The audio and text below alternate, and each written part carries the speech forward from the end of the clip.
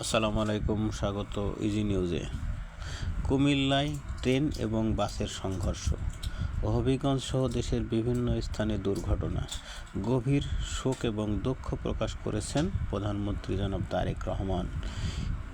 এর প্রেক্ষিতে সম্প্রতি বগুড়ায় ট্রেন দুর্ঘটনার পর কুমিল্লা এবং দেশের বিভিন্ন স্থানে যে প্রাণহানি ঘটেছে,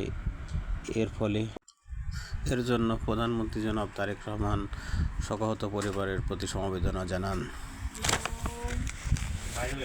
বিএনপির নির্বাচনী ইশতেহার বাস্তবায়নের লক্ষ্যে আগামী 1 বৈশাখ 1,65,00,000 কৃষি কার্ড বিতরণ করা হবে। সরকারের পক্ষ থেকে যে কৃষি কার্ড বিতরণ করা হবে, সেই কার্ডের ভর্তুকি, ঋণ এবং প্রণোদনার মতো সুযোগ সুবিধা থাকবে। কৃষক যাতে সহজলভ্যভাবেই কৃষি উপকরণ পায়, তারই সিদ্ধান্ত স্বরূপ এই কার্ড বিতরণ করা হবে।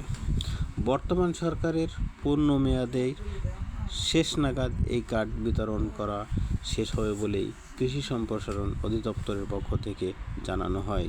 কৃষি সম্প্রসারণ অধিদপ্তর থেকে জানানো হয়, 10 ধরনের সুযোগ সুবিধা পাবেন এই কৃষি কার্ডের মাধ্যমে।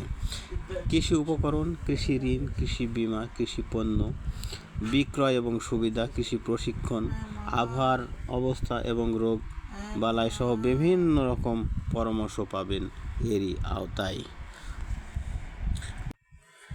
ইরান এবং ইসরায়েলের যুদ্ধের মধ্যে চট্টগ্রাম বন্দর থেকে 25টি জাহাজ জ্বালানি খালাস করা হয়। বৈশ্বিক অস্থিরতার মধ্যেই জ্বালানি খালাস করার স্বাভাবিকভাবেই সম্পন্ন হয়েছে, যা 22 দিন ধরে চলা যুদ্ধের মধ্যেও অস্থিরতা কাজ করে নাই বলে জানান বন্দর সচিব সৈয়দ রেফায়েত করিম।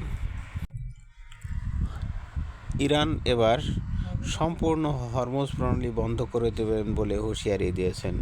ইরানের পারমাণবিক বিদ্যুৎ কেন্দ্রে হামলা করলে ক্ষতিগ্রস্ত বিদ্যুৎ কেন্দ্র যতদিন মেরামত শেষ না হবে, ততদিন পর্যন্ত হরমুজ প্রণালী বন্ধ থাকবে বলে জানান ইরানের কর্তৃপক্ষ।